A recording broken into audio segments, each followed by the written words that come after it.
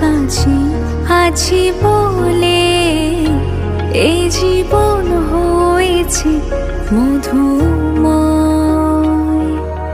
যদি তুমি দূরে কবু যাও